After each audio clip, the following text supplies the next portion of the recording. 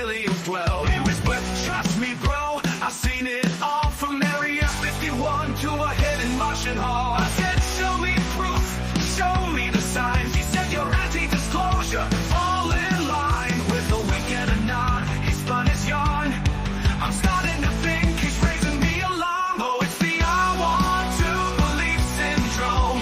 Stories so wild they can't be left alone. No proof, no facts, just trust me bro, in this crazy ride where the truth don't show.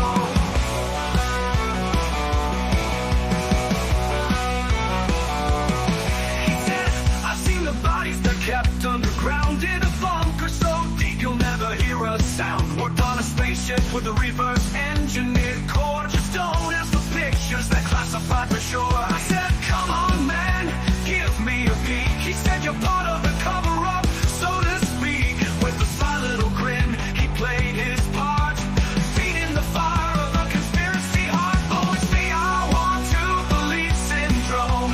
Stories so wild they can't be left alone. No proof, no facts, just trust me bro, in this crazy ride where the truth don't show. He's got a tale for every night, from Roswell lights to men in black flights. But when you ask for proof to see, he'll call you a skeptic, a conspiracy heart.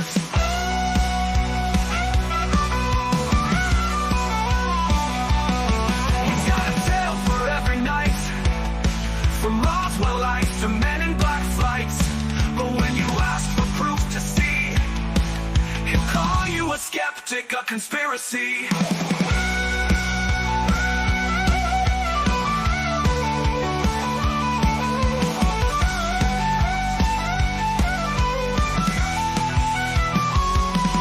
Now I love a good story, a mystery fine, but give me some evidence, show me a sign. I ain't here to debunk or say you're wrong, just want some facts to sing along.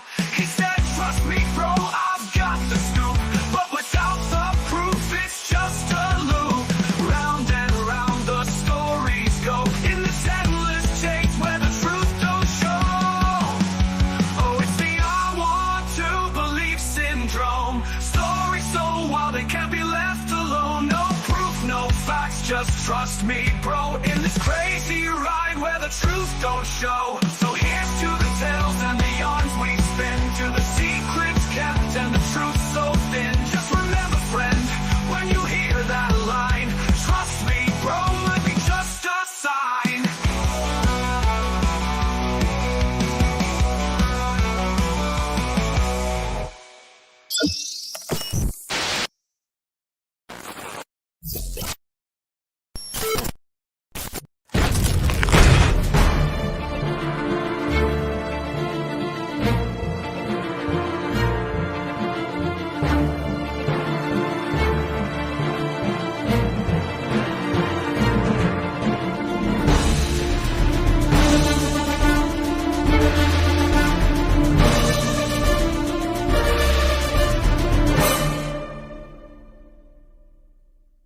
That's right, everybody. As always, thank you so much for tuning in and making this your live stream of choice today. Yes, I know this was kind of last minute. That's just how it goes with me nowadays. And so I was going to record this by myself, but then I thought, you know what? Let's just stream it. Let's just go everywhere. We're on X right now, YouTube, and so on. So with any live show, I always just bounce out there. Please, if there is a problem with the audio, tell me now before I am an hour into this and realize nobody can hear a thing. So I've got the comments up. With that said, too, it's going to be very hard for me to follow those comments. So that is always a challenge for me, especially when I do these broadcasts to all the social media channels, because it goes pretty fast on my end. It pulls in the YouTube comments, the X comments, the Facebook comments, and kind of makes it a little bit of a mess. But if I do see something that I can address while in the stream, if it happens to catch my eye, I will absolutely do that for you. But there is a lot to cover. For those who do follow me on X, I only teased it there. Again, that's where I'm most active. It's just a way to get messaging across a lot easier than some of the social media outlets elsewhere. But I know not everybody uses it. So definitely make sure, if you're not already, subscribe to the YouTube channel, because that is where you're going to see the majority of the videos. I don't always broadcast across all platforms. So today is just one of those days where I do. What we are doing today is breaking down a story that I published last week. And, well, it's kind of a tradition with me when I publish these types of stories. It obviously created quite an uproar, quite a reaction on all sorts of different levels. Now, with this story, it essentially breaks down a string of emails, and I'll get into more details, but between Luis Elizondo and a senior Department of Defense official, they've kind of been around for quite some time. Again, we'll be getting into all of those details, but what hasn't been around is a memorandum that is directly tied to AATIP. And again, people interpret this in different ways, hence the array of reactions from everybody. So that's what we're essentially going to be breaking down today. So as I rearrange my windows here, feel free to ignore my eye line as I'm kind of all over the place. But as you can imagine, I do have some visuals for you as we break everything down. But before I get into that, what the objective here is today is to not only break down that memo, to explore the entire context without making this a 72-hour video, but on top of that, show you guys how difficult it is to decipher just this, again, thread of emails, but this one memo, how long it took to get it, and above all else, why I have parroted the narrative for years now on how much of a mess this all is. Now, we all have our respective people we want to blame for that, but the bottom line at the end of the day, it is a mess on all sides. There is no one side now that is kind of clean in all of this, so to speak. It is a mess. It is an absolute mess across the board and has been for like a half a decade now. Really think about that. That just the past couple of days, George Knapp still finds the need to ask Luis Elizondo on Sunday night, Coast to Coast, what the difference is between OSAP and AATIP. Now, there's only one reason and one reason only for those questions to still, after all this time, still be something worthy of asking, and we need to keep asking. Because there are no answers, even after it was asked on Coast to Coast, and I invite you guys to look on X for those clips. I'm not going to play it here for copyright reasons. But essentially, again, to this, as I record this, it is still a mess. And so that's one of the objectives here, is to show you guys that challenge to try and unravel this. And the moment that we think, hey, we understand this, we're getting somewhere, it's like 1 or 2 steps forward and like 9 backwards when you really look at the bigger picture. So that's what we're going to do, is deep dive into these newest documents. How do they fit into the big picture, if at all? What it may mean to you, and I leave it up to you to decide what it ultimately means. But that is, again, what I want to explore today. So let me bring those visuals back and kind of just start with it, so you guys have an idea of what in the world that I'm talking about. Now, if you've not seen one of my deep dives, essentially what I like to do is also lay the groundwork of what kind of led up to we'll call it the main document that we're going to be talking about. But the context leading to that is incredibly important to understand all of this.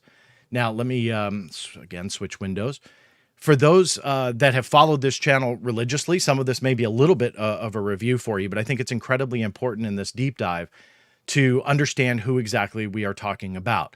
Now, you've recognized Luis Elizondo's name, I'm sure, but the other person that we're going to be talking a lot about is Neil Tipton. He was formerly the Director for Defense Intelligence Collection and Special Programs within the Department of Defense, more specifically the Office of the Undersecretary for Defense for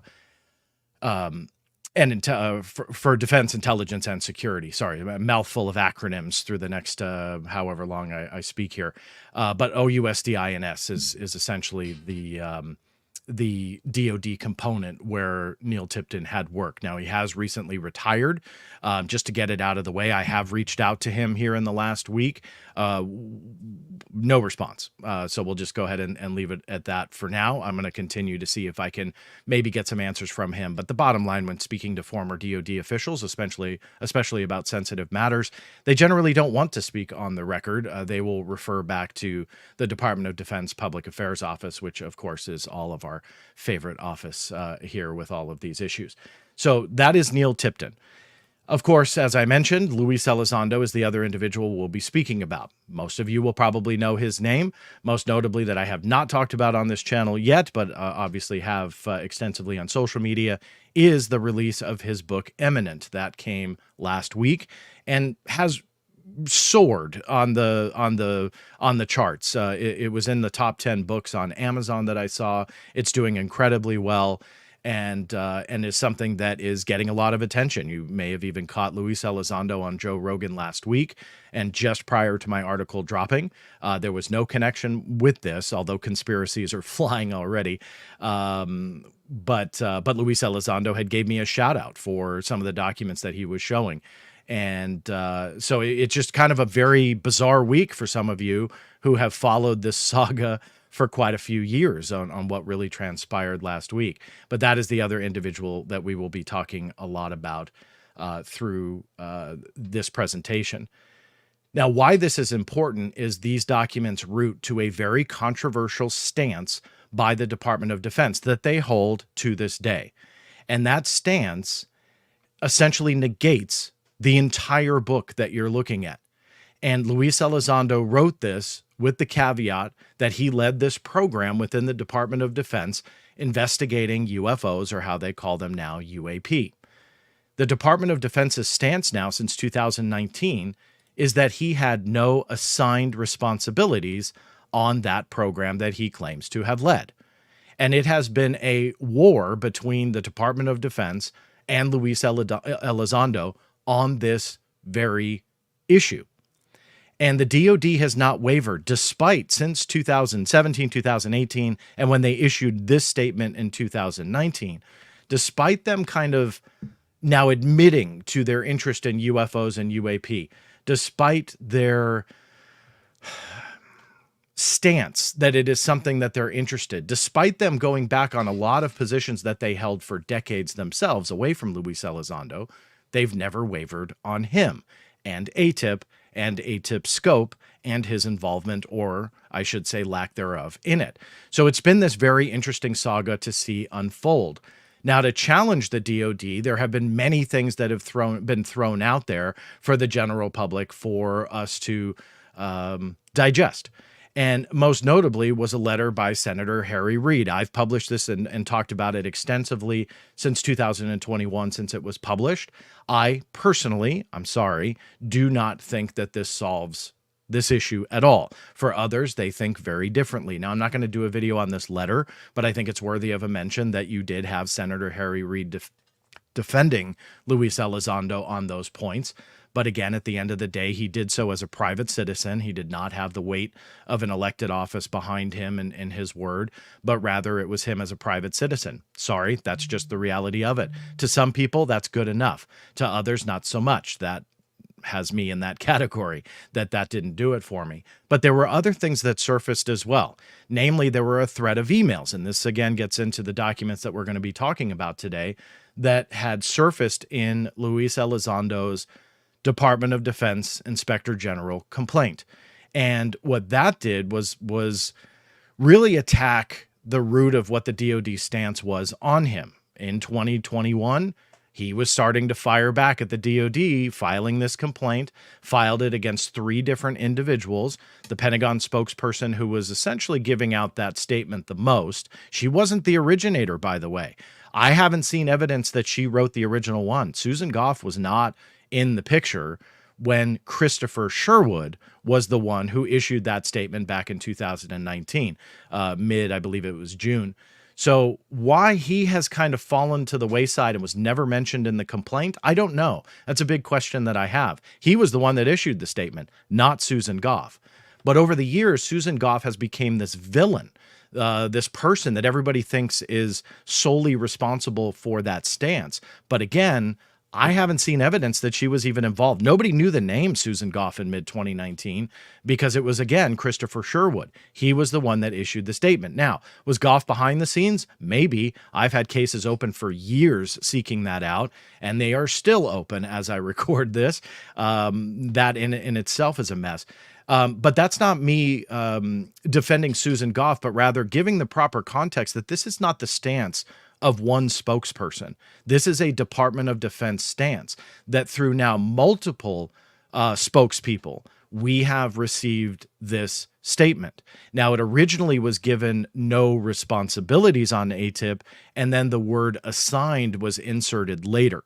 There, I think, is a key to this whole mystery that I think, again, according to the DoD anyway, they felt that he had no assigned duties, but as time went on, maybe they saw enough or at least heard enough to say that he was doing this on his own time, but absolutely nothing was official. So to them, he didn't have any responsibilities on the program. And again, that is an absolute utter mess that is the messaging behind that. But I brought up Susan Goff for a reason. She was one of the ones that was named in the complaint. Christopher Sherwood, although was mentioned, did not have the complaint filed against him. Gary Reid was the second one. Gary Reid was technically Luis Elizondo's boss, or at least a high-level senior official within OUSDINS at the time. And the third was Neil Tipton. Neil Tipton being, again, the one that we are talking about the most today. So those were the three people. In that complaint, he had a thread of emails, part of a much larger packet of information. And I've done a deep dive into that complaint. So if you haven't seen it and you're curious, I go through essentially the whole complaint that we've seen because it was published by the New York Post not too long after Luis Elizondo had submitted it to the DoD. But in redacted form, the New York Post had published that. But again, in there was this thread of emails. Now I'm gonna go through these in chronological order to kind of make a timeline. The timeline is very important as we go through this, simply because you have to understand, again, that context of when this was taking place and what may have happened in between the emails. When you read them back to back to back and you think they all happened in one day, it's actually a very different context and they would read very differently. But you got to be a little bit more in depth than that, and you got to look at the dates themselves. So the thread of emails started on August 22nd, back in 2017. Now, context-wise, that is when Luis Elizondo obviously was still working within the Pentagon. Nobody had ever heard of AATIP before. Nobody knew that there was an alleged Pentagon secret UFO program. Nobody knew about the FLIR, the gimbal, and the Go Fast. This was all internal before all of that took place in August, specifically on the 22nd, 2017. It was an email from Luis Elizondo. It was also CC to Brennan McKernan. Brennan McKernan is somebody who was involved with the UAP task force. I won't get into him much in this video, but he's a name you don't hear often about, but it has been a name published prior. And again, in the New York Post's dropping of this complaint, they did post McKernan's name, so I'm doing so here. The DoD redacted it for just for proper context. The DoD didn't want that name out, but it's already been in the public domain. Greetings, Brennan. So again, Brennan McKernan. I briefly spoke to Mr. Neil Tipton, seat above, about our collective efforts and the interest expressed by the front office. Upon your return, I recommend we meet with Mr. Tipton briefly in person. He is amicable for a discussion and is aware of redacted previous portfolio. Mr. Tipton is now the acting director, Defense Intelligence for Technical Collection and Special Programs. Neil, as soon as Brennan returns from leave, we will schedule a quick meeting as promised. Brennan is our Navy counterpart. So that places Brennan McKernan in the Navy. We already knew that. But again, this is OUSDINS, bringing in Navy, trying to get Neil Tipton involved. The response, and let me point out too, because this will be key later, the interest expressed by the front office, okay? That was August 22nd. So the front office, meaning, senior level staff, they're interested in whatever it is Mr. Elizondo is talking about here. We'll find out later that it's AATIP, but front office had an interest, according to Elizondo. The response was very simple. Neil Tipton said, "Thanks, Lou." This was on the 23rd, so the next day, added redacted name, probably a secretary to help with scheduling. Why is that important? Because if front office wasn't asking for this type of coordination or expressed interest in the program, my guess is that at this point, Neil Tipton would have known that and have gone back and gone, what are you talking about? He really didn't. He kind of seemed like, he knew what Lou was talking about and that they were going to go ahead and set up a meeting. All right. So that was August 23rd. 2 days later, August 25th, this is from Elizondo again, back to Tipton. "Neil, as discussed, thanks for your time with this." So obviously there was a meeting here or an email that nobody has shown or admitted to. But obviously there was something that happened within those 2 days. "Thanks for your time with this. As the principal SES in your directorate, I think you are certainly the appropriate representative to help take our effort to a new level. I think by now you probably already know I have been managing another nuanced effort within the department for some time. In fact, even when I worked for you years ago, you probably guessed I was also working on another effort for the department given some of our discussion and raw video. I can't overstate how important I believe this portfolio is with respect to our collective national security. So you are aware, I have already laid the foundation with SecDef's front office, and they support it, to transfer the portfolio under you, given your new focus on special projects for the department and USDI. The front office will also brief up the new USDI once he arrives, but I'd be hesitant to brief another. I'd be hesitant to brief anyone else at this point, so please keep this at our low level for now. Initially, I was going to approach redacted name, but when he handed over the reins to you, I figured you would be the perfect fit. In the coming weeks, I ask you attend a few meetings with me at the front office in order that you can meet the rest of the players within the building. Later, I will also introduce you to some of our partners in industry and other agencies who are helping lead the charge. Ultimately, I will need your help analyzing and exploiting material. This was the area redacted name was particularly helpful with. I have a facility I need to show you that you will be able to use. As always, I sincerely appreciate your help with this and look forward to working with you once again. I can't think of a better guy to be involved with this. Best, Lou. P.S. Let me know when you want to go kill some fish. I have access to some awesome 35 Trojan that is a serious fishing machine in the bay. I'll buy the bait." So obviously they have a friendship here, relationship of some kind. Obviously there's been some coordination with the front office. Obviously it sounds like there's some other working parts here. And that was August 25th from Lou to Neil Tipton. Now, same day, Tipton responds, "Thanks, Lou. All good, although at some point I need to know what this actually is in quotation marks. Thanks, Neil." Two things stick out to me about this. One, he didn't react to anything when it came to front office interest, other spokes in the wheel, anything like that Luis Elizondo was referring to. He didn't react to that and go, "What do you do? What are you talking about?" And again, all of that is key, because if this was really off the rails, or as some have floated out there, that this is a creation of a paper trail that could be called on later, which part of it, in fairness, actually was. If that was created, though, you wouldn't, in my opinion, see these types of responses from Tipton, but he seemed to be accepting of all of that. Now, the second part I'll point out is something that has piqued my interest for some time. He didn't know what it was. He didn't know what this actually is, to specifically quote him. So what did he mean by that? What did he mean that, Lou, you're going to have to tell me what this actually is? I don't know, but that's always stuck out to me as, well, was Tipton, just completely caught off guard by all this?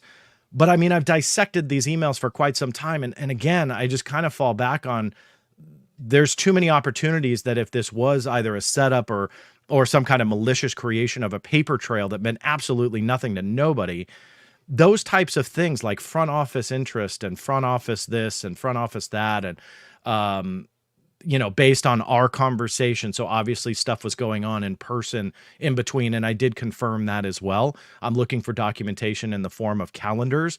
Tim McMillan, I know, did get proof of at least one meeting. It didn't prove anything related to AATIP, in fairness, but again, showed that they were meeting in and around these dates. So clearly they were having in-person meetings as well. And that's very hard when it's verbal to trace things down through FOIA. So you have to kind of fill in the blanks a little bit with some of this. And here is that prime example. So you have the no reaction to Mr. Elizondo's front office references, but in the same respect, Tipton seems a little bit kind of clueless on what exactly he's talking about. Now, this jump is key. You go from August 25th to September 11th. Now, that's a couple weeks. A lot of things can happen in government work. And there was kind of no response, again, at least acknowledged by anybody, whether it be the DoD or Luis Elizondo. It just jumps to September 11th. And then it goes to Luis Elizondo sending Neil Tipton a letter. Greetings, Neil. A couple items for you. 1, front office is aware that you are now part of this endeavor and they are happy with the decision. We will plan on you meeting redacted name next week. How does this Wednesday look for an hour discussion? Lastly, redacted name is a friend of the program. I believe you may be speaking with him tomorrow. He is a good man. Just thought you should know. Now, here's yet again another opportunity, people involved, being talked to. Now Tipton is involved in the endeavor. That's a pretty big claim to make if all of this was just a fabricated paper trail. And yet again, Neil Tipton responds, I don't have a date, but I'll comment on that in a second. Thanks, Lou. I'm around next week, but then gone on the 25th on administrative leave. For specific date/time, just work with redacted name. I'm not allowed to muck around with my calendar, but I am in the building all day the 20th. Yep. Have a discussion with redacted name tomorrow. Thanks, Neil. Sorry. If he was saying, hey, you're now part of this effort. Let me properly quote. Oh, excuse me. You are now part of this endeavor, right? According to the front office being aware that Neil Tipton is now part of this endeavor, Neil Tipton responds with absolutely no reaction to that. I'm sorry, that is something you got to look at. So those conspiracy theories that say this was all concocted and made so Elizondo could bring it out later, well, that's fine. Like those types of theories are absolutely acceptable to make, but the actual evidence doesn't put that out there. It doesn't confirm it at all. When you have a senior level official like Neil Tipton, having somebody like Luis Elizondo, who is saying, we're trying to make you part of this effort, and he doesn't really have a problem with that. Then he says front office is aware you are now part of the effort. He doesn't have a problem with that. There are so many opportunities for him to come back and go, okay, man, I have played ball with you here on whatever the hell you're trying to do, but I have no idea what you're trying to do at this point.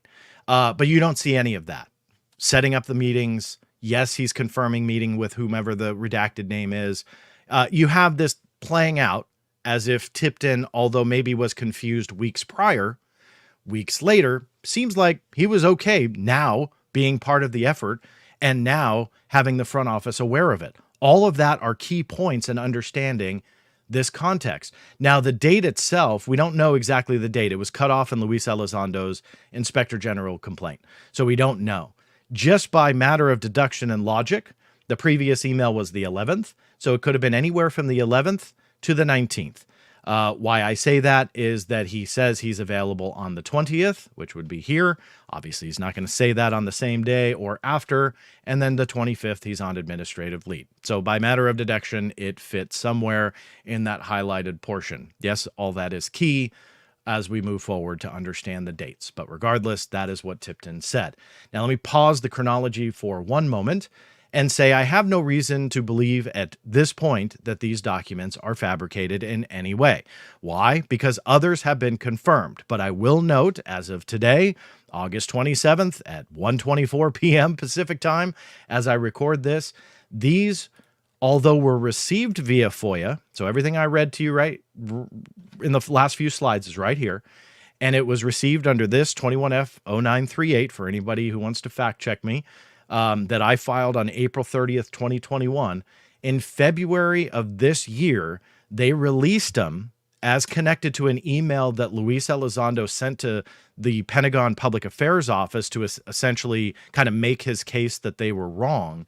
These were attached to it, and the DoD released them, but they had the caveat of This document is an attachment to email correspondence from a private citizen to a DoD employee. Again, Elizondo to likely either Goff or Sherwood or both. The DoD cannot validate the authenticity of the material contained in this document. Personal information has been redacted to protect the privacy of individuals contained in the document. So they were essentially not vouching that they were real. They weren't saying they were fake. This was an incredibly lazy move on the DoD. They could have easily have found these, verified them, and either said they are fake and fabricated, or we've confirmed them, here they are officially released after a review. But instead they go, we have no idea if these are real or not, but we reviewed them and here's the redacted version. Yet again, a kind of a silly move, if you ask me. I'm now approaching about 11,000 FOIA requests. I've never seen a caveat like that on documents, especially when there's attachments to emails, maybe official or unofficial. Have never really run into a situation like this. So yet again, this is all just such a mess, and all these little pieces of the puzzle just add to it. Utterly ridiculous. But I have no reason to believe that they're fake at this point, simply because the other emails, which we haven't talked about yet, about to get to them, were confirmed real. Now, what I will also say about these particular emails is that the ones that we're talking about here in a moment were missing from this. So put a pin in that, because for whatever reason, they were not included, or the DoD strategically won't acknowledge them as being sent to the Public Affairs Office. You choose. I don't know what the right answer is. They claim that the emails I've gone over are the only ones that Luis Elizondo had sent. However, the next emails that appeared in the IG complaint, that appeared actually years ago, and starting in Popular Mechanics and then in his IG complaint, they've been around for quite some time. For whatever reason, they were not included into the public affairs submission by Luis Elizondo stating his case about AATIP, or the DoD strategically left them out and goes, I have no idea what you're talking about, John, because I did appeal and say, hey, there's more emails that he would have sent. That too contributes to the absolute mess. You pick. Luis Elizondo didn't send the most crucial part. Why do I say it's the most crucial part? Well, because of this. On September 25th, Luis Elizondo sends a message to Neil Tipton via email. Remember, that's the day he goes on administrative leave. So Elizondo already knows that. Is that even relevant? Who knows? But I'm just putting it on the timeline for you. Greetings, Neil. Per SecDef's front office guidance to you and me, I took the liberty of drafting a memo at the unclassified level that helps you better assume the new responsibilities for AATIP. At your convenience, please review. It's very short on purpose, and let me know if you want me to put more meat on it. Brennan, same with you, please. No pride in authorship. Just want to make sure we answer the mail for the front office. Standing by, Lou. One thing so it mentions AATIP, right? So that's the first thing I'm going to point out. Why wouldn't you include that to the public affairs? If these are all official emails, which again, it turns out this was obtained through FOIA. So contrary to the other ones that they didn't look, I'll get into those details in a few moments and later. But those, which I have no reason to believe are fake, these are absolutely legitimate. They admit to these. They came up through FOIA. So per SecDef's front office guidance to you, meaning Tipton, and to me, meaning Elizondo, they drafted this AATIP memo. Why is that key? Because Tipton's response, yet again, was not, dude, what are you doing? You're absolutely off the rails creating these memos. What in the world are you doing? Or something like that. Instead, he goes, getting spun back up. This was on October 3rd. So this is going to be when he gets back into the office. Getting spun back up. We'll read and get thoughts back to you today or tomorrow at Fort Meade, half the day today. Why is this key? Because this is yet again another missed opportunity for Tipton to say, you're off the rails. Instead, he says he'll read it. Now, in fairness, he hadn't read it yet, so he may not have understood the context of this. But there are now emails that are set up that kind of set that stage for what exactly this memo is. Now, what exactly is that memo? Well, that's part of what was released, but it didn't come without a fight. This date, though, is key. October 3rd, 2017. Because that day, Luis Elizondo resigned. effective for October 2017. So the next day, you see here, though, the date, October 3, I humbly submit my resignation as Director, National Program Special Management Staff, Office of the Undersecretary of Defense for Intelligence. In this regard, I understand I will no longer be an employee of the U.S. government. I respectfully request I receive a deferred retirement. Very respectfully, Luis D. Elizondo. Down here is John Garrity, 3 October 2017. Garrity was Elizondo's direct superior, as far as I know it, as the hierarchy goes. He received this. Those are his initials. You can see it's J and then kind of a messy G. The 3rd. So John Garrity, the 3rd, 3 October. So it was received. Now, some of you may have a reaction to this. Like, well, wait a minute. That's not the resignation letter I saw. That's different. You're absolutely right. It is different because this isn't the one that everybody was touting around, including the History Channel when they were doing the television show with Luis Elizondo called Unidentified. That was this one. Now, I won't read the whole thing to you, but that's probably the one that you're more used to seeing. Undated, memorandum for the record, erroneously then addressed to the secretary, which generally, if that is the case, if you want to follow protocol, sorry, you have to nitpick in cases like this. It would be a memorandum for the Secretary of Defense, not the record. Again, no date, no nothing. This has always stuck out to me as being problematic. When it first leaked, I questioned whether it was real. When it showed up on History Channel's website, I thought, okay, well, Mr. Elizondo's not fighting it, so it has to be real. But then later, years later, I had discovered this one. That was the first one. Some will argue the real one. Now, why is this important? Well, other classified, formerly kind of classified communications and memos, but more so for official use only, started talking about the difference between the two resignation letters and the issue that they were having internally verifying what they were seeing on the news.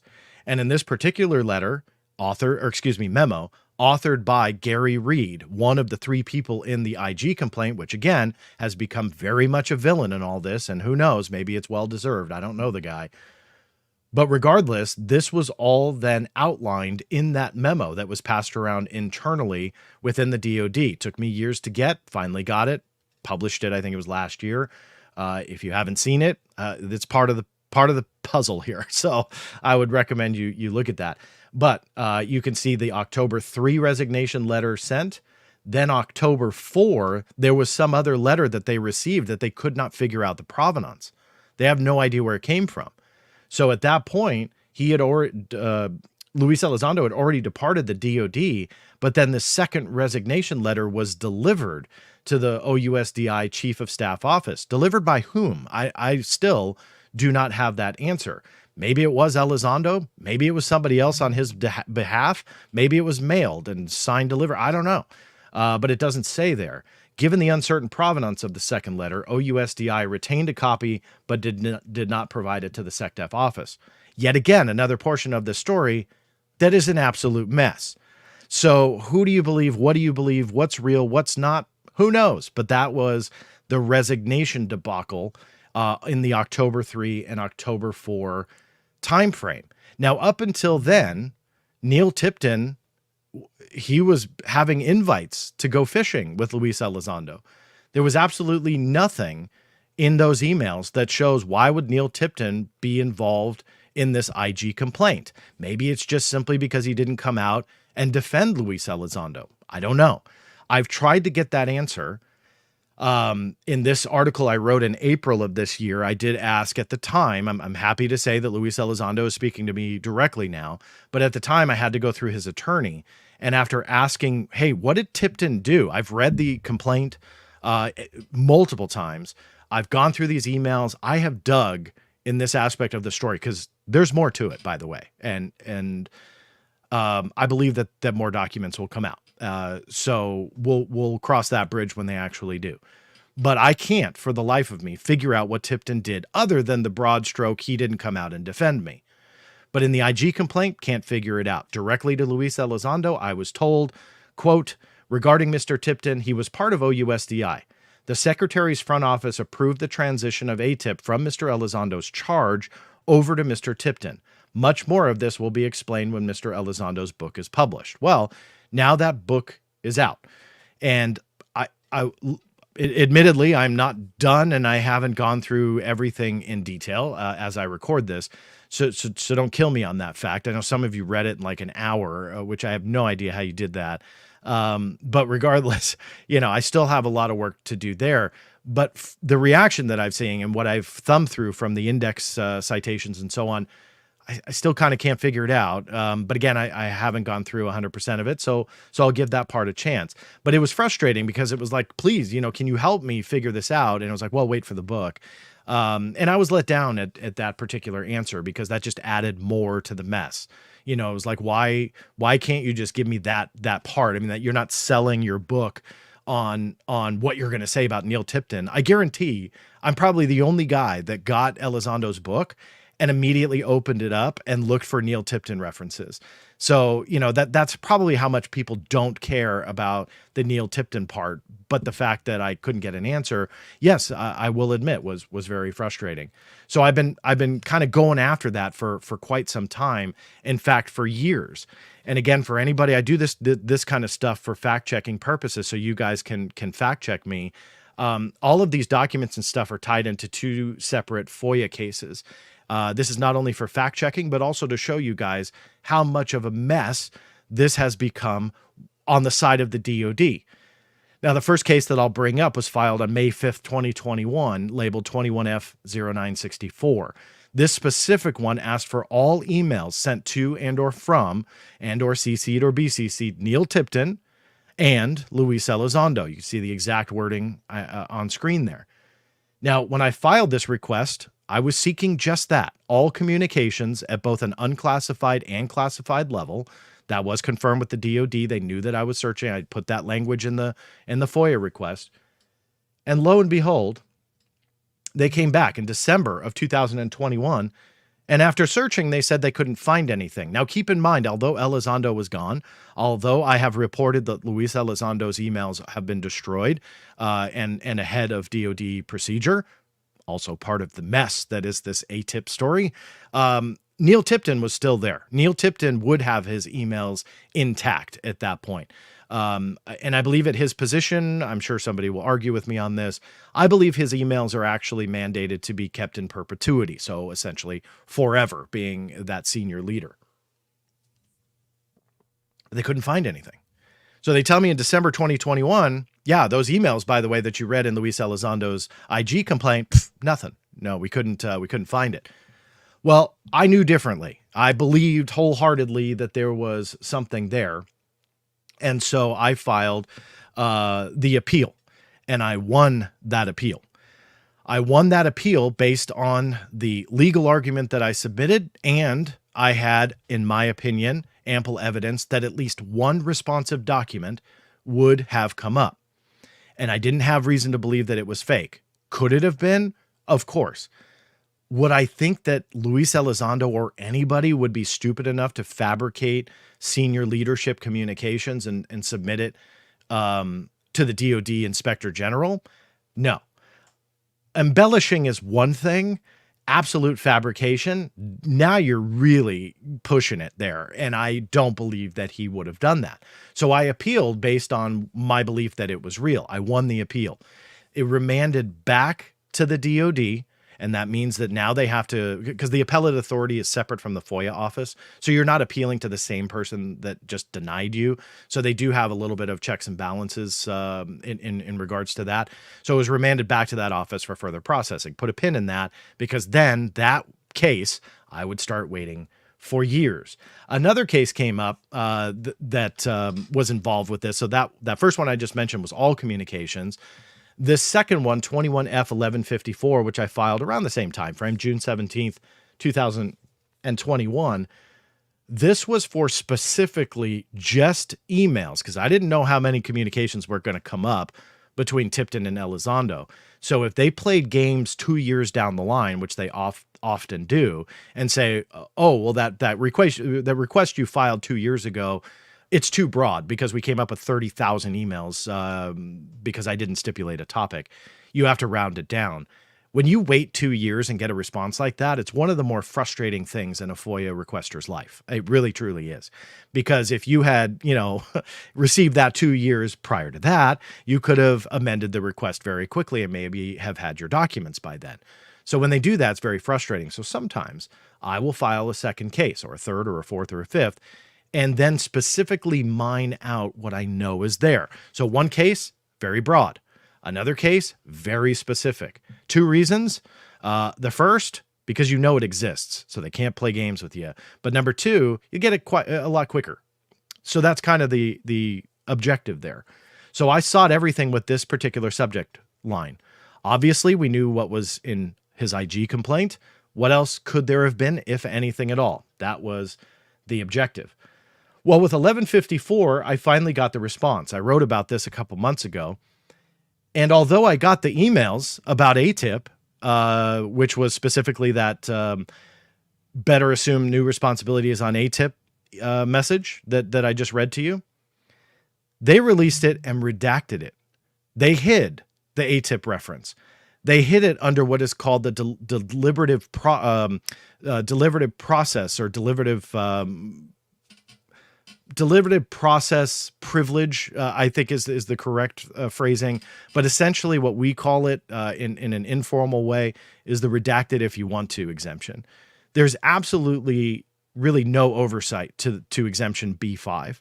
So again, they say it's a deliberative process. So what they want to hide is them.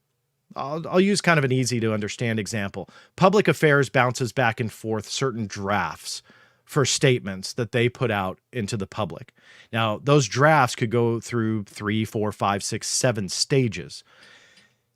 If it's not the final version and it's considered draft, they would consider that deliberative process, and all of those drafts would be redacted under B5.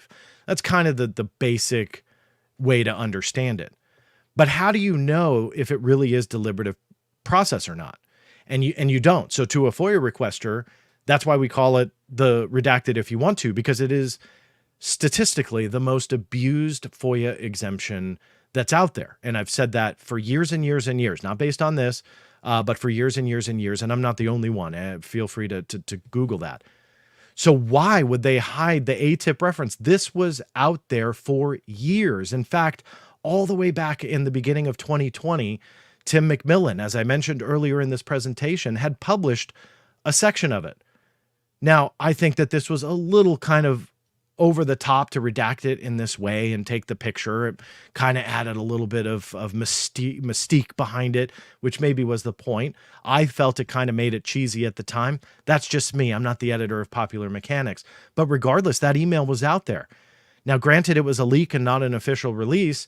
That wording was there. Then we had it in Luis Elizondo's IG complaint, and no one said he was fabricating these emails. So why in the world would they decide, we better cover up this reference to AATIP? The other thing that they covered up from top to bottom, this isn't a gray square for decoration. This is an entire redacted page of that AATIP memo. So remember, he said, I took the liberty of drafting a memo at the unclassified level. Well, that unclassified level is right here. And that unclassified memo at that unclassified level is redacted from top to bottom. Now, why is that? Well, they hid behind the deliberative process exemption as well. And in fairness, I cringe saying this. They may have a legal argument to hide this under B5. Why? Because you can see let me go back, it is a draft letter. So I appealed anyway, because I believe that it should be out. Now, just because it's draft doesn't mean it's automatically redacted. Agencies can, in the interest of transparency and public interest, go back and not have to hide things behind B5. Doesn't always happen, but it's happened before. So I appealed based on that. That appeal, as I speak to you, is still open. Why do I say that? Because this is all a mess. That appeal on this case, fighting these redactions here, is still open. Now, I want to go back to that other case that I talked to you about, that 0964, that requested all communications behind Tipton, not just that draft DepSecDef letter, but all communications. And by the way, if you're confused a little bit, don't worry. So am I. Imagine trying to unravel this. And this is kind of part of my point with this section, is to show you how bloody difficult it is to unravel and make sense of this. That I can chastise and question and nitpick those that have come out of the government all day long. But many forget that for decades before those very people that I question have come out into the spotlight, for more than 20 years prior to Luis Elizondo coming to the scene, I've had to deal with crap like this from the U.S. government trying to decipher things very similar to this, away from AATIP, but in a lot of cases, UAP, UFO related, classified programs, stuff like that. To try and decipher this is so challenging sometimes. And that is why I will continue to beat the dead horse and call this a mess, because it absolutely is. Now, in the article I wrote, I made reference to this because it's important. The reason I followed up, and this is based on a follow-up, not the DoD proactively releasing this the week that Elizondo's book came out. All of this is documented. Anybody can verify it if you want to file FOIAs. But I sent a follow-up on August 21st. So what is that? 6 days ago. And as I noted in my article, I sent that follow-up specifically to 21F0964. Its reference is 21FR because it was remanded. I won that first appeal when they said, oh, we've got nothing. I won that. So again, I was saying, hey, what's the status with this case? You know, it's been going on for years. It was seeking out all of Tipton's emails, as I've already went over. Without explanation, none, no response. When it came to what's the status, the FOIA case officer sent the attachments of the FOIA response to that 0964 case. The date of the letter was March 29th, 2024. They closed this case and released the documents back in March.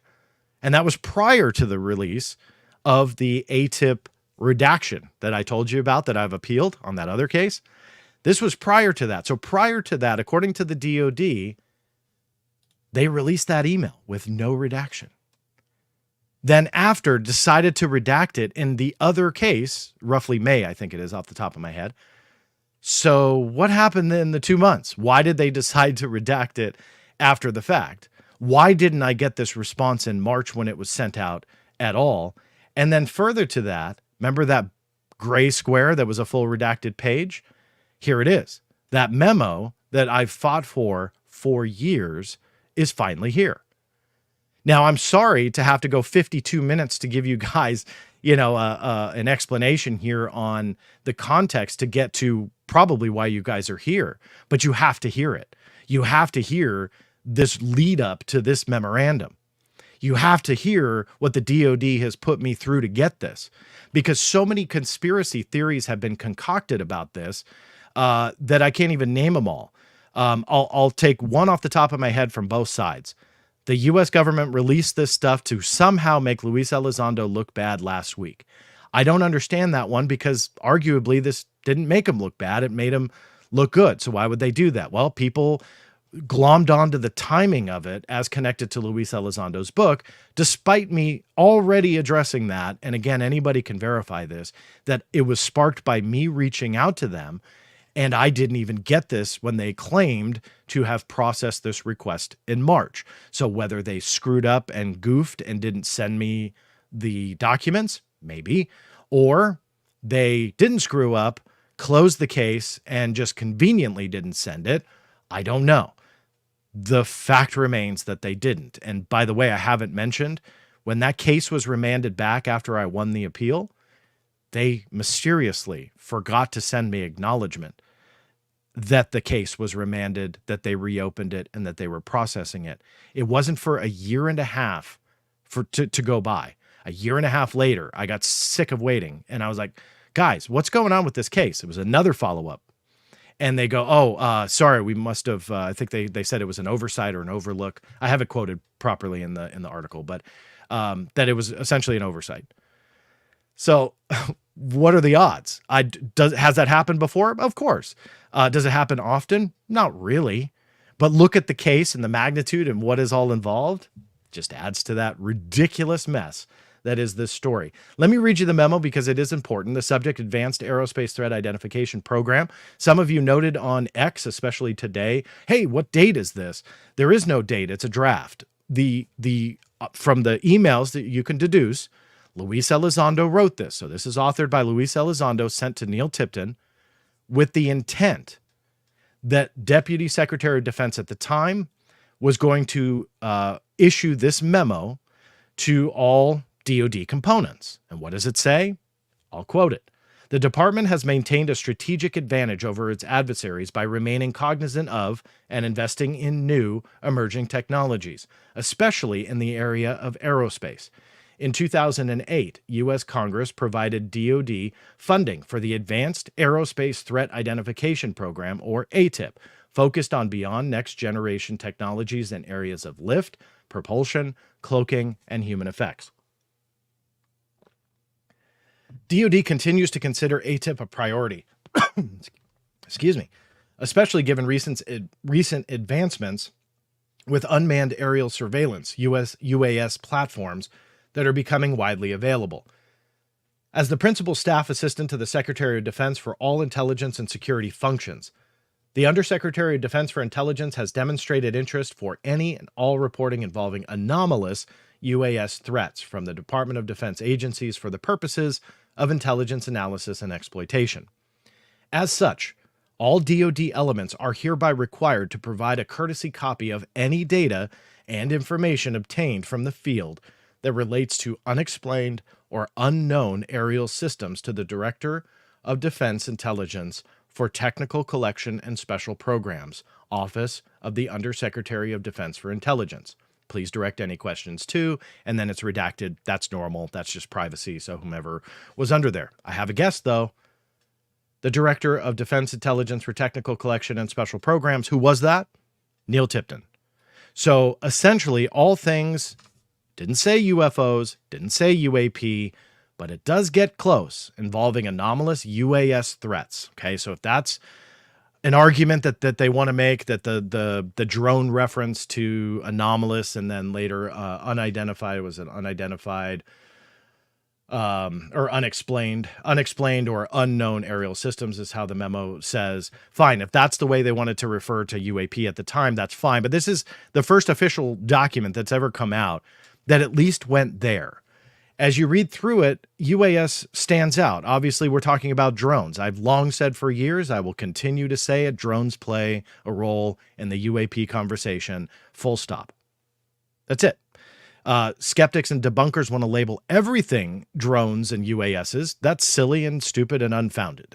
So for those touting those lines, I'm sorry, that's a cop-out and easy way out. But it does play a role in this conversation. So this really solidifies that. But again, the references to the anomalous UAS threats here, unexplained or unknown aerial systems here. Now we're finally getting a little bit closer to what we've heard about, connecting it to essentially UAP and unidentified objects and so on. So that's the memo that, again, authored by Elizondo, sent to Neil Tipton. Finally, we get it out in the open. Now, one thing to keep in mind here, and I purposely did messy arrows because I always, at this point, in not only doing these presentations, but just in my life itself, whenever I really dig into these documents, I am that guy standing in front of the board with the red yarn going from one point to another, trying to connect the dots. That's how I feel.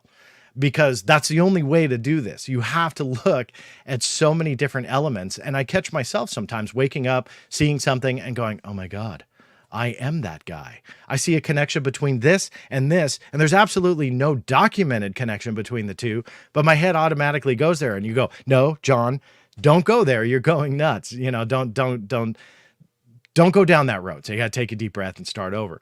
But for fun, I'm using the messiness here because you can draw a connection between how Luis Elizondo has explained AATIP in the past with Lift. Boom, Lift. This is a presentation he did, or one of the presentations that he has done in front of public audiences. Propulsion, boom, there you go. Cloaking, you want to call that signature reduction or spatial temporal translation, whatever.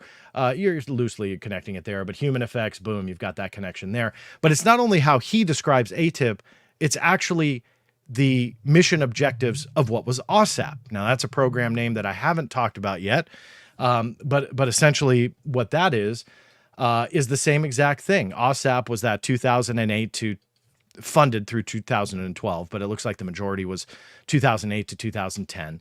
And that was the BASS contract through Bigelow Aerospace that was a forward-looking look at advancements in the next 40 years of aircraft propulsion systems, again, analyzing exactly what we saw in this memo: lift, propulsion, cloaking, human effects, and so on.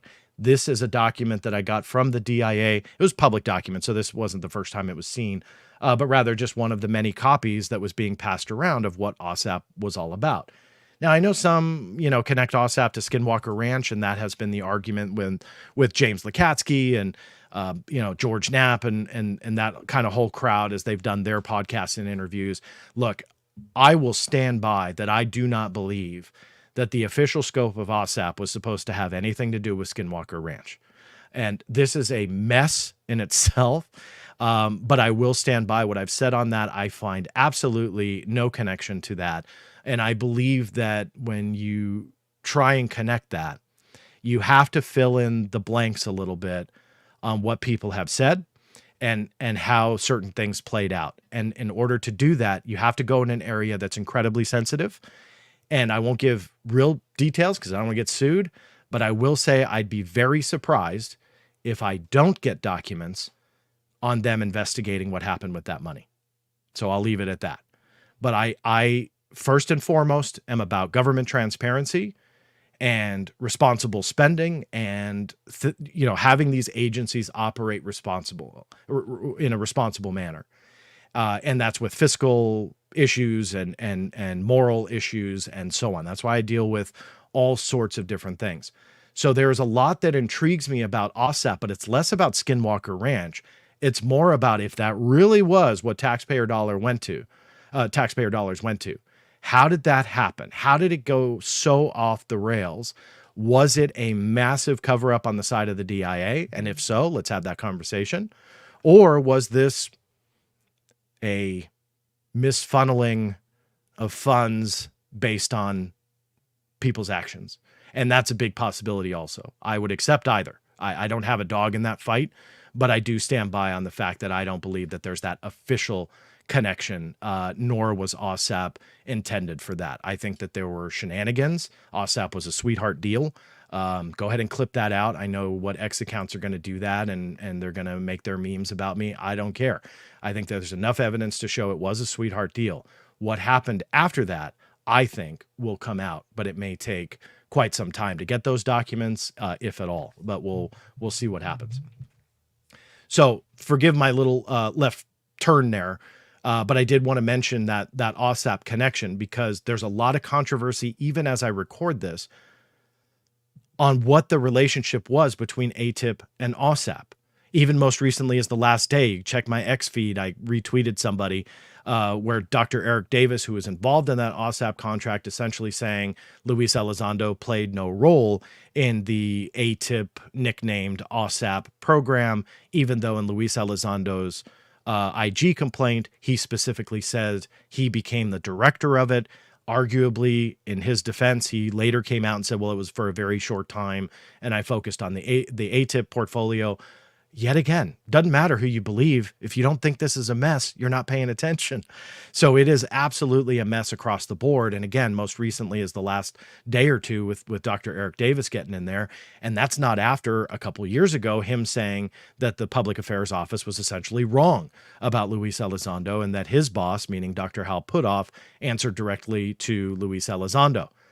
Confused yet? Yeah, welcome to my world. As I posted on X today, welcome to the party, pal, because this is an absolute utter cluster trying to make sense of all this, hence my really messy red lines. If I had yarn, I would have used that. Anyway, that's the OSAP AATIP thing. Going back to AATIP, to Luis Elizondo, this was different. This was something that operated out of OUSDI. This was separate from the original OSAP contract. This was something that he wanted to pass to Neil Tipton. And again, this memo would essentially make Tipton's desk the central point for all things UAP and UFO related. That is, if I think it was Patrick Shanahan, then DepSecDef at the time, would issue that memo. There's no evidence that the memo was issued, obviously, or we'd be having a different conversation at this point. Now, going back to those connections and stuff, it doesn't stop at just those from the PowerPoint presentations that Luis Elizondo has given, the OSAP proposal. It even ties into the description of the FLIR, the gimbal, and the GoFast when Luis Elizondo had them reviewed for internal use only. Sorry, another part of the mess. They were not officially declassified. They weren't even classified in the first place, but they were not approved for public release. I don't care what anybody says. I don't care what anybody writes in a book. I don't care what podcast says what. There is absolutely zero evidence to support that. And there is lots and lots of evidence to support the opposite, that this was something that was for internal use only. And if you don't believe me, if everybody's saying, God, you're bringing this up again, look at my interview directly with Luis Elizondo from a couple of years ago. And he specifically said he had no intention of getting those videos out in the open. I, even after all this time, was floored by that part of the interview.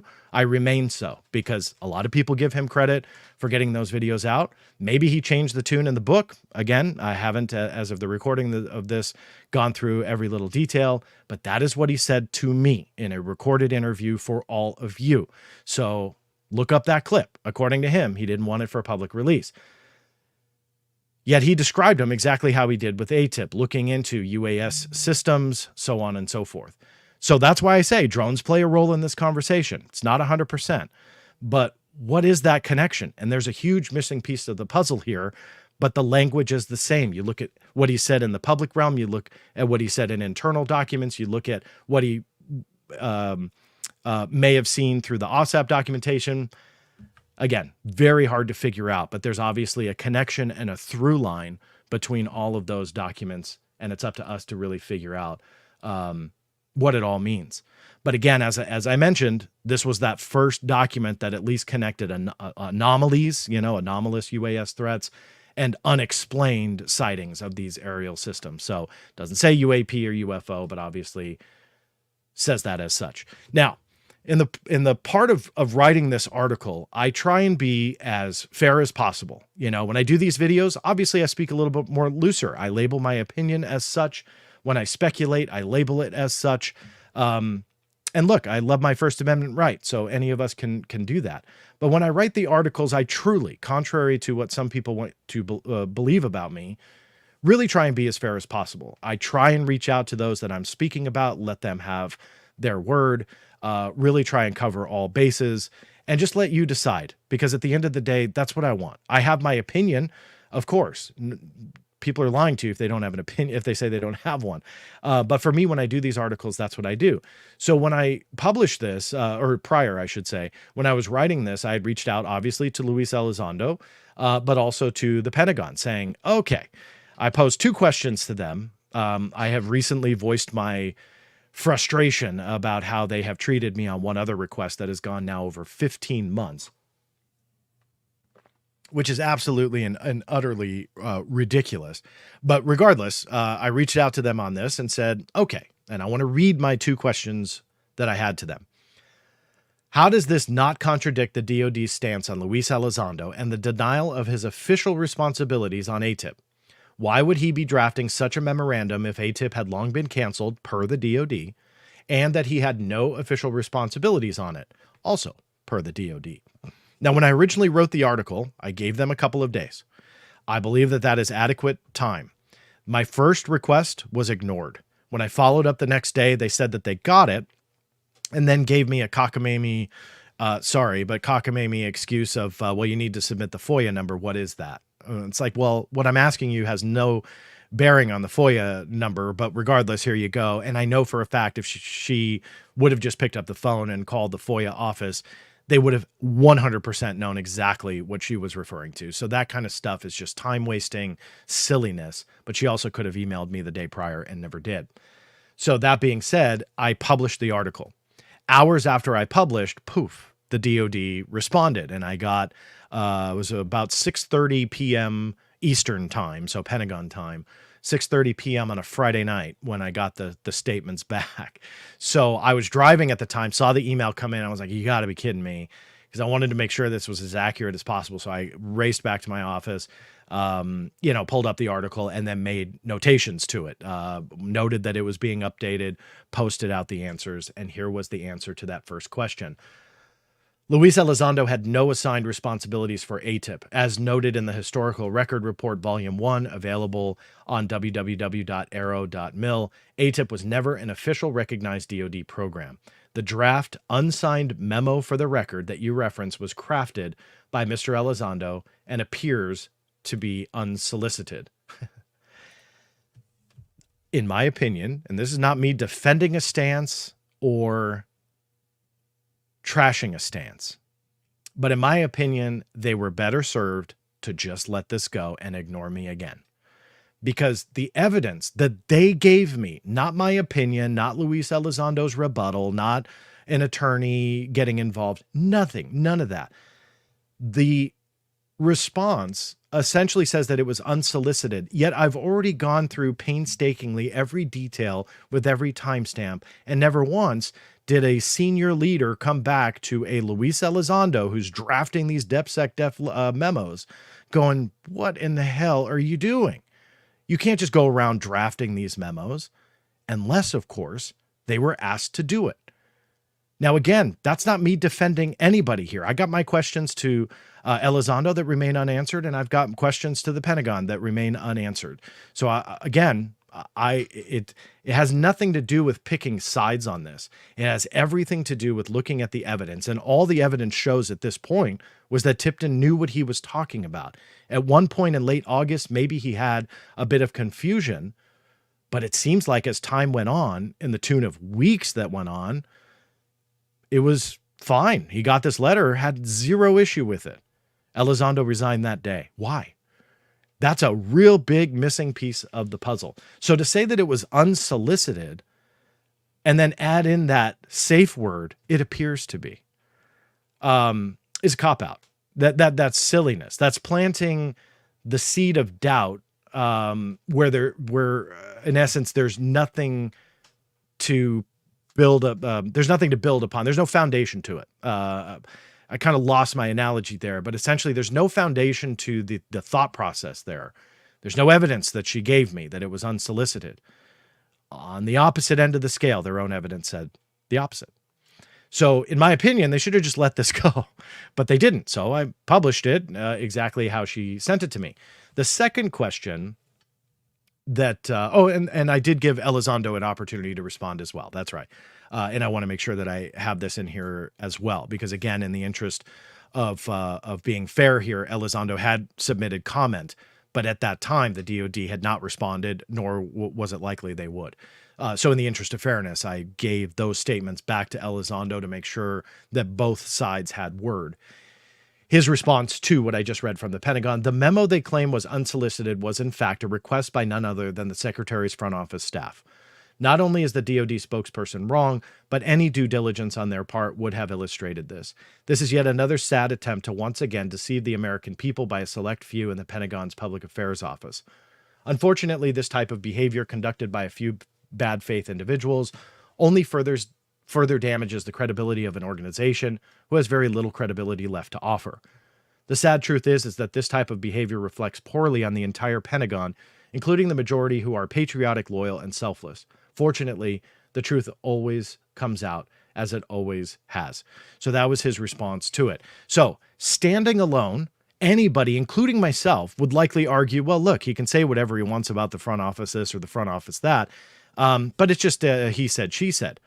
But now we actually have the evidence officially confirmed by the Department of Defense, and anybody can verify it, that in writing, yes, Elizondo wrote it, but that part becomes irrelevant once Tipton essentially has zero problem with it and had multiple opportunities to have a problem with it.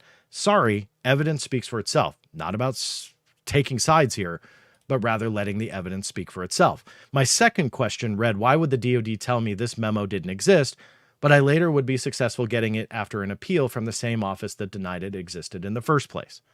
So remember, they originally said none of this existed, that there was no records to respond to it. As indicated in the response letter to you dated December 14th, 2021, regarding 21F0964, the initial FOIA search did not yield responsive records. What in the hell does that say? Nothing, absolutely nothing. Because the entire point of FOIA, right, and I know many people have a lot of issues with it, but is to do a proper search for the responsive records. If there are none, you get a no records. If there are some, they're reviewed. It's pretty simple, really. And yet when they searched for these emails, they found absolutely nothing. Why not? There's something there. Either they maliciously lied, or they weren't there in the first place and they had to find them elsewhere. I believe the latter to be true, and I believe more of that story will come out in the future. All part of the mess, all part of what I've spent years on, all part of which I hope doesn't take years more to figure out. But regardless, I believe that there is more to this story, a lot more. And I keep digging. Both of the cases that I've talked to you about are under appeal. The one where I won, then I got the documents. Oddly, they were only the DepSecDef documents. It was like they were responding to the other case, but erroneously sent it under the wrong one. Yet again, one of those confusing parts, I know, and you're probably scratching your head, what the hell does he mean? I'm trying to figure out that as well. That what should have come from my appeal under the case that was just for the DepSecDef thread of emails, that appeal is still open. These came, just the DepSecDef letters and thread, email thread, only came, that was it. That was the only responsive record to the case that I won after an appeal, where it asked for all communications between Tipton and Elizondo. So my whole point there is that this is just a mess. And I'm not sure if they're getting caught up in them trying to say they released these documents in March when they really didn't, but then redacted the same documents they released in March and May. Yeah, it's an absolute cluster, as I referred to it before. But that is what they're trying to pass off.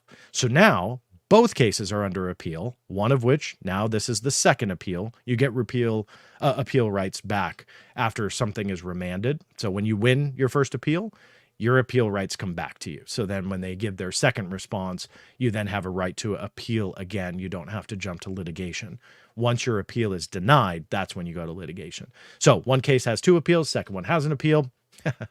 We'll see how long that it actually takes to sort this out. But the documents obviously speak for themselves, so do the statements.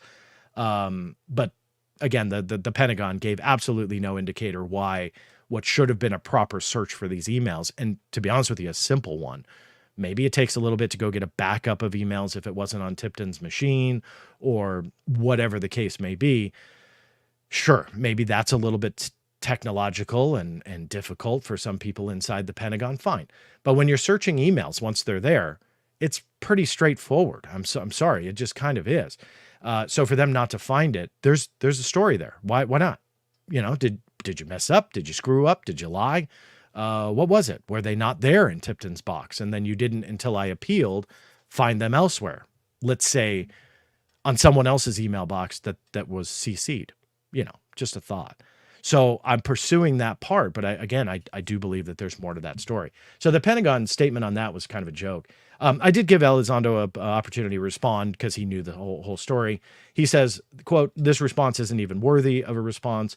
It's clear that obfuscation and deceit is the new norm for the same few at the Public Affairs Office. I would once again remind them that propaganda and disinformation against the American public is illegal." So what does this all mean, right? Now, so now you've seen the emails, some of which you've probably seen before, but now you've seen the memo. Now you get the context. Now you get the Pentagon response. What in the world does it mean? What does it all mean? And I want to read what I wrote in my article because I think that it best reflects the array of reactions that I've received since I published this. And I'll read it. For some, this memo will absolutely be viewed as a pivotal piece of evidence in the ongoing debate over AATIP's scope, and Elizondo's involvement. To them, this will serve as undeniable proof if they even felt undeniable proof wasn't already out there to begin with. To others, the release of this may simply be seen as a draft memorandum that was authored by Elizondo without definitively proving his leadership or directorship of a funded UFO program known as AATIP, and in the end, to them, it will prove nothing. This juxtaposition is a true testament to the divide between skeptics and believers in today's conversation about the UFO topic. That's what I wrote, and I wanted to read that because I think that best represents exactly what we are dealing with. That we have this divide in this conversation that we shouldn't have. And that's what's really difficult with all of this in trying to decipher it, because you have so many different viewpoints. You have those that think Elizondo is untouchable, that everything that he says is gospel and it has to be the truth because he's a patriot, former military, and he served our country. And then you have others that are saying that he's grifting. You have those that are saying he's trying to make money. I don't know what the truth is. I really don't. After all these years, I have spent an untold amount of time digging into this. Why? Because it's important. The treatment of Elizondo, if not warranted by the DoD, is important. If it is warranted and Elizondo is making this up as he goes, that's important. I don't know what the answer is. After all this time, I still have questions. But I go back to what I said in the beginning of this presentation, and that is, even George Knapp on Coast to Coast still, as of Sunday night, feels the need to ask Luis Elizondo about OSAP and AATIP. And the reason is, it's because it's a mess. Now, I know that I am attacked often by all sides of this conversation, and it sucks. I'm telling you, it is no fun to see those memes. It's no fun to have personal fabrications about what I do for a living, or there's just a long list of things, and it's not fun. But first and foremost, and above all else, why I do this is to get to the truth. I have been invested in this topic long before most people now that are touting these types of insults. They come around a couple years ago and they think they know it all. And let me tell you, you absolutely don't. Because at the end of the day, and I hope that this presentation alone, and this is just about one thread of emails, but when you look at this alone, both sides of this conversation are not telling you the truth. Now, that may make some people cringe. It doesn't matter what side of the fence that you fall on, but that is the harsh reality backed by mountains of evidence, documents, official statements, and on the opposite end, statements and podcasts, people's viewpoints, changing claims, dates that seem to morph, all sorts of stuff. Both sides have absolutely not told you the truth. Why not? And that's why it, for me, overwrites all that BS that comes along with it of those that have set their mind on believing something. So the minute John Greenwald goes against that, don't attack him on facts, because they can't. They'll attack on a personal nature. They'll create sock puppet accounts to come after me and have their way anonymously, because they're cowards. And if people of names that you would recognize are doing that, then that'll come out. It may take some time, but I think that definitive proof will come out, and they will get caught if they haven't been caught already. But it is a cowardly act. We should be able to have this conversation using our real names. I don't hide who I am. I don't have sock puppet accounts. None of that. I put myself to you with the documents that I get. And the articles that I write, I try and make as factual and as fair as I can. I've already said that. But above that, it's my journey. I don't claim to be some award-winning journalist. I don't do this for a Pulitzer. I'm not trying to get a job. I have a job. I run my own business. It has nothing to do with any of this. I'm very proud of it. And that's what I do for a living. And I think that kills some of my haters, that I don't rely on any of this for financial reasons. All money, 100%. Anybody in the YouTube, and I see a couple, I'll pull them up at their questions, but super chats that come in on YouTube, donations that come in every month, does not cover the monthly server bills or software licenses or a combination of both. It just doesn't. I front the rest. So 100% of what you guys send in goes right back into the website itself. Why do I bring that up? Because some people think this is my job, that I am literally paid to attack others. And that's silly.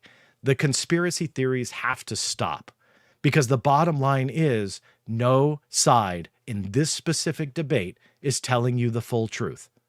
And it does not matter where you stand. I will go to my grave saying that very thing until someone comes out and undeniably admits their wrongdoing and then finally tells the truth and is backed up by some kind of evidence, documentation, whatever. Until then, I'll go to my grave saying not everybody is being honest with you.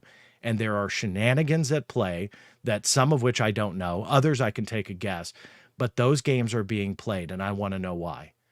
I've spoken a lot about the counterintelligence value of this UAP conversation, and it has absolutely stood the test of time, my thoughts on that, and even more so today than it did a couple years ago when I started talking about it. And plainly, it is the mission to screw up the public narrative so much, whoever's mission that is, but to screw it up so bad, nobody knows what in the hell is going on.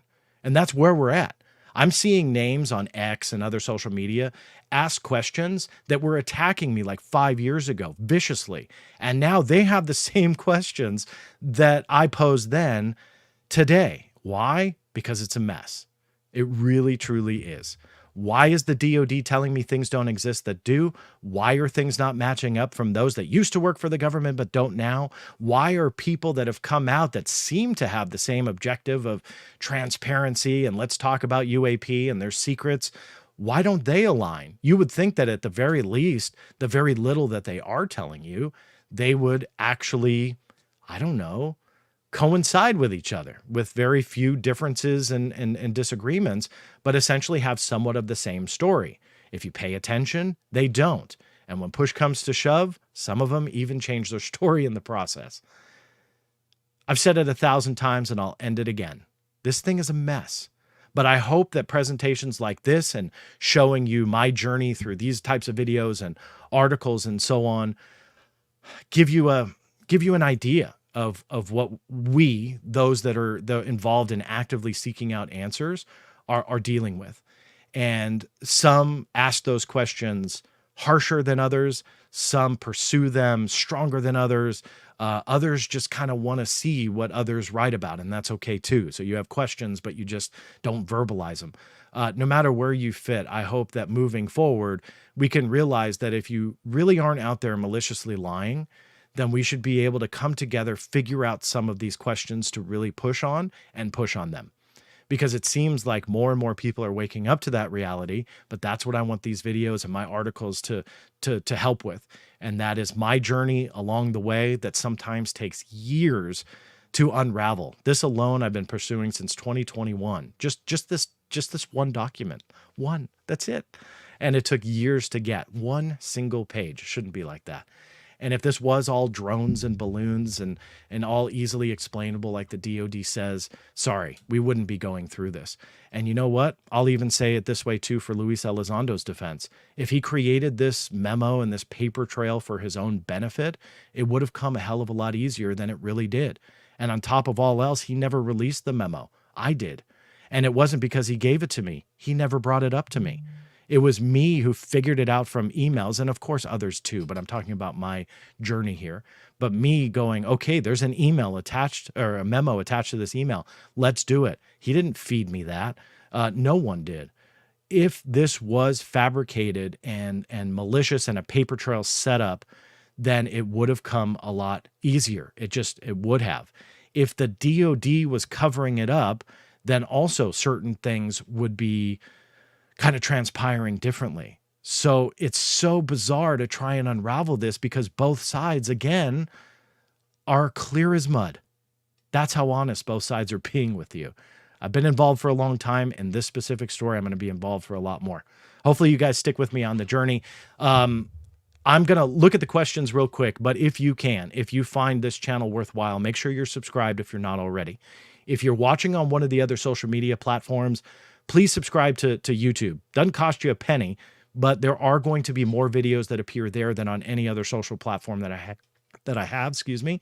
To get there is pretty easy. theblackvault.com/live. That will automatically bounce you to the YouTube channel and then notify you when I go live and do these types of shows and post other videos as well.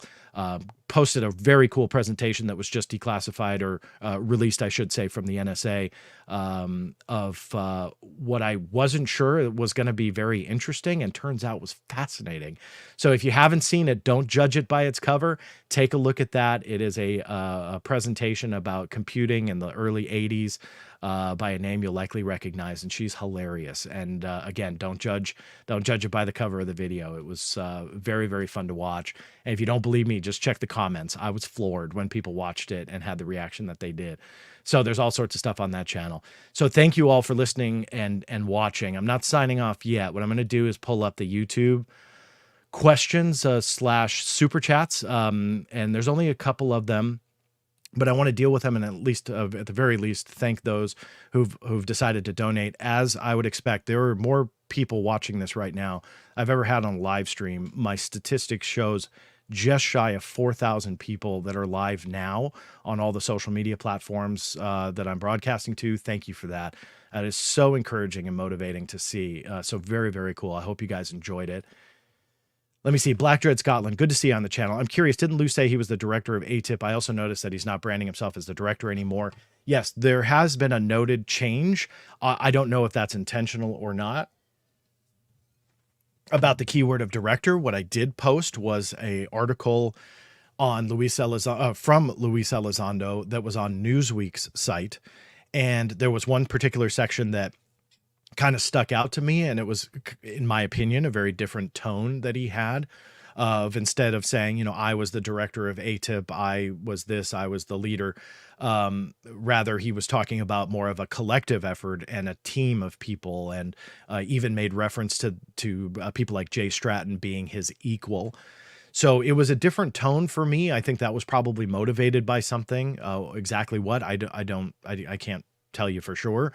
But it was notable, and I think that is something that, moving forward, I hope to have the opportunity to ask him more questions. I appreciate, and I want to make sure that I say this too, in case anybody's curious. The dialogue between him and I has been very, very respectful. We know that we have our differences of opinions. We know in the past, we've had our disagreements. But my interaction with Luis Elizondo as of late has been nothing but professional, and I thank him for that, because that's all I want. I just want to have that dialogue. I'm just trying to figure things out. It's not personal to me. I told him that years ago, and I'll say it again. None of this is personal. I just want to figure out what's going on, because I have devoted way too much time to just pick a side and roll with it, which some people have done. So for that, I appreciate, his professionalism with the understanding that we have our differences. And then again, going to his wording, to me, it does seem like there's a difference, but we'll see, how that plays out. Sage Sleuth, thank you for that super chat donation. No question attached, but thank you for that. Android Paranormal, maybe the AATIP program is still classified after a specific date. Can a declassified program still remain fully classified after a specific date, making it seem discontinued? It would explain a lot. I'm just kind of reading your question there a second time, make sure I fully understand it. That's not necessarily how things work. Now, when it comes to classified programs, when classified documents are created, you do have sometimes declassification stamps on there that will essentially note a date of declassification. So usually, 25 years into the future, whatever it may be. It doesn't mean that's set in stone. So Foya can pry it out. That is a very misunderstood reality to all of this. I have ample evidence. But just because something is said to be classified for 25 years doesn't mean it has to be. And I have had success with mandatory declassification reviews and FOIAs bringing out stuff well prior to their their quote unquote declassification date. So it's more of a formality, and then goes into Executive Order 13526, which is their automated and automatic declassification procedures. But it doesn't also mandate that after 25, 30 years, that stuff is automatically declassified. We could see it. They absolutely can keep it classified. So, you have certain language that sounds promising, but the way they can get out of it is pretty easy when it comes to that. But when it comes to AATIP, that's not how this has played out. Harry Reid had said that when it came to AATIP, and he was more likely referring to OSAP, that stuff was 80% unclassified. So what exactly was he referring to? I don't know. I tried to find that out before he passed away, but 80% of whatever he's referring to, I'll take it. I'll take 50%, but that doesn't seem to be really grounded in anything. The only thing I was able to deduce from it was maybe he was referring to the technical DIRD papers of OSAP, 99% of which had nothing to do with UAP or UFOs or unexplained anything. The only mention would be Kit Green's DIRD, which talked about the effects of encounters with UAP. That's a whole story in itself, but regardless, that did have one mention, or that was one document that had mention, but everything else that came out about OSAP had no anything related to UFOs, UAP. So what he's referring to as AATIP and being 80% unclassified, he said that to, let me see, if memory serves, New York Magazine. If there's any truth to that, where is that 80%? And if it was the DIRDs, then we have some crossed lines on exactly what we're all talking about here, because that doesn't really make sense. So that doesn't coincide with it at all. And then the other thing too is, let's just say it was a classified program. Look, I request stuff on classified programs all the time, and I get GLOMAR responses. GLOMAR responses we can neither confirm nor deny. In essence, to me, that's a confirmation. But regardless, they have those GLOMAR responses, and then also they're not afraid to tell you that everything is classified. Prime example in this niche is the Navy. The Navy documents, more so videos and photographs of what they label as UAP, unidentified aerial phenomena. That's their designator. I know it's anomalous now, but when I had filed that case, it was still aerial, and 100% across the board, it's classified. So again, it's something that they'll openly admit to. So when it comes to AATIP, they're like, no, there's absolutely nothing. And it's not that I believe them.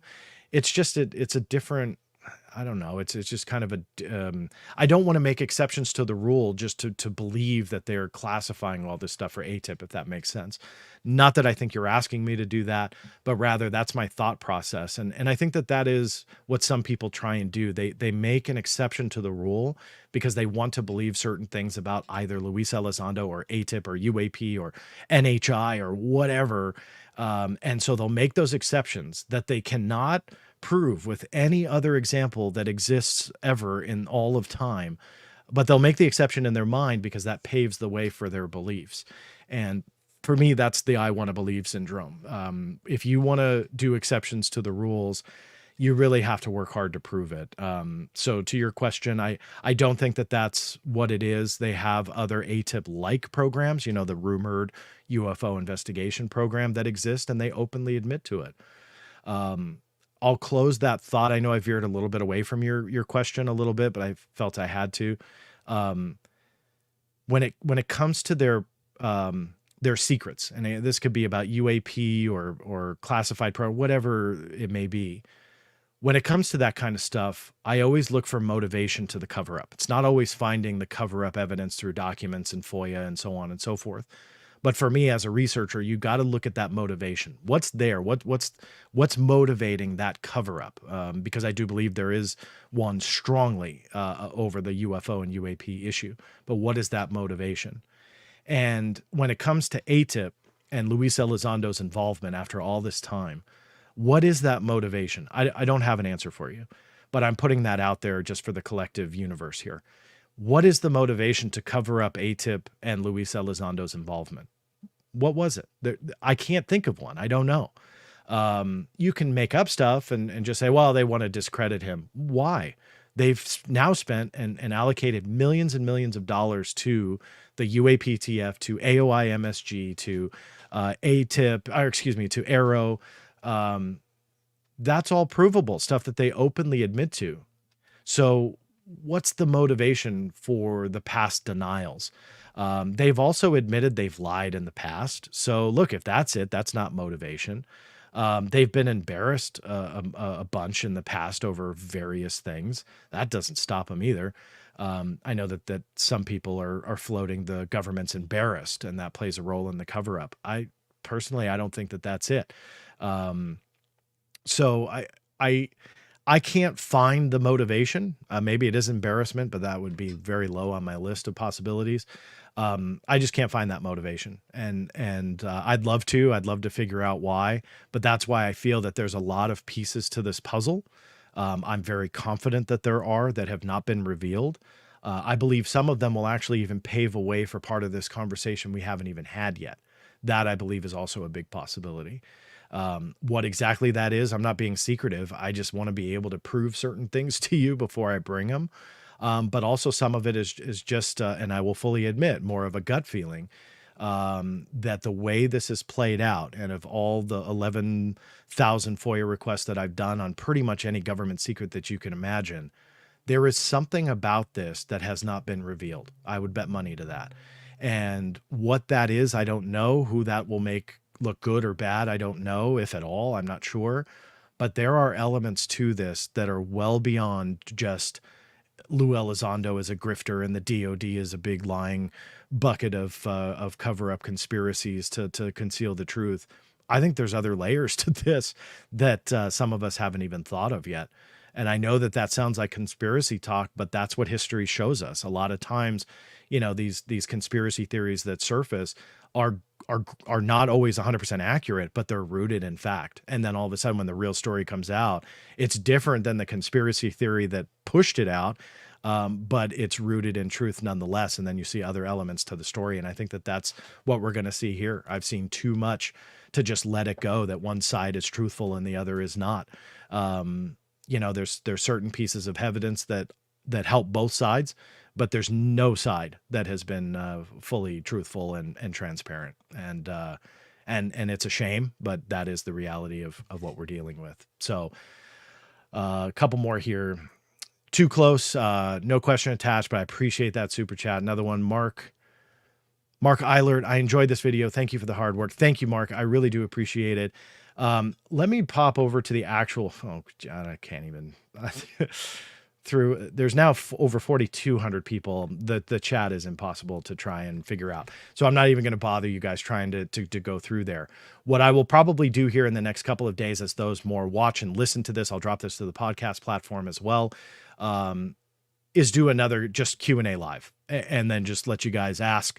I always love those shows because sometimes I get questions that spawn thoughts I've never thought of, or put ideas out there that I haven't thought of. I don't claim to have all the answers. I never have. So that's why I love those types of shows. So I'll do that and hopefully deal with some of the questions that you might have then.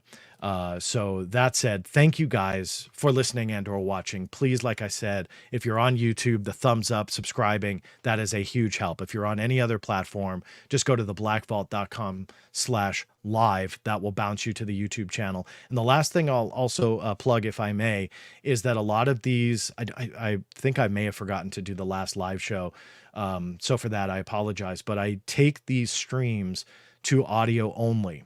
Yes, you're missing out a bit on the visuals, but that's why I read a lot also, is that way you guys can listen, while at work or whatever, wherever you listen to your podcast, but then listen to the audio version. So I do that as well.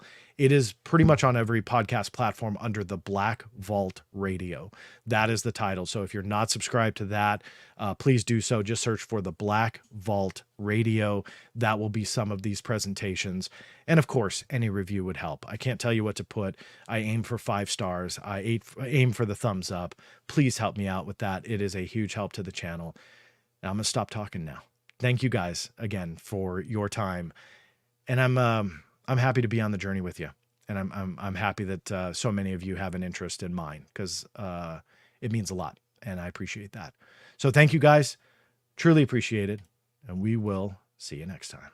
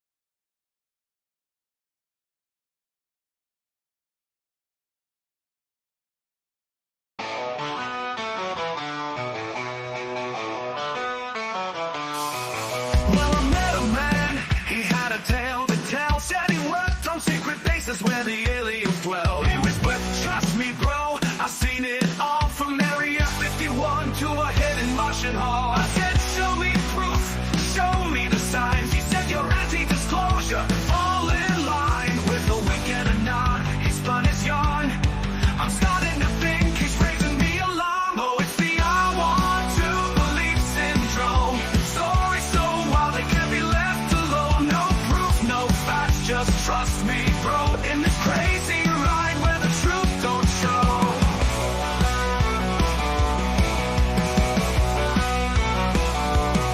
He said, I've seen the bodies they're kept underground in a bunker so deep you'll never hear a sound. Worked on a spaceship with a reverse engineered core. Just don't ask for pictures, they're classified for sure. I said, come on, man, give me a peek. He said, you're part of the cover-up, so to speak. With a sly little grin, he played his part, feeding the fire of a conspiracy heart. Oh, it's the I want to believe syndrome. The story's so wild, they can't be left alone. No proof, no facts, just trust me, bro, in this crazy ride where the truth don't show. He's got a tale for every night, from Roswell lights to men in black flights. But when you ask for proof to see, he'll call you a skeptic, a conspiracy heart.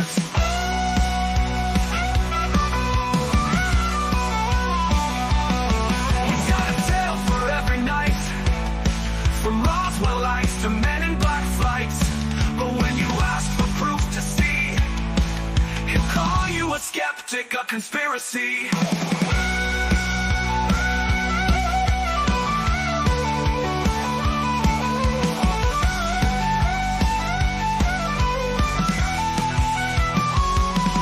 Now I love a good story, a mystery fine, but give me some evidence, show me a sign. I ain't here to debunk or say you're wrong, just want some facts to sing along. He said, trust me, bro, I've got the scoop, but without the proof, it's just a loop. Round and round the stories go, in this endless chase where the truth don't show. Oh, it's the I want to believe syndrome. Stories so wild they can't be left alone. No proof, no facts, just trust me, bro, in this crazy ride where the truth don't show.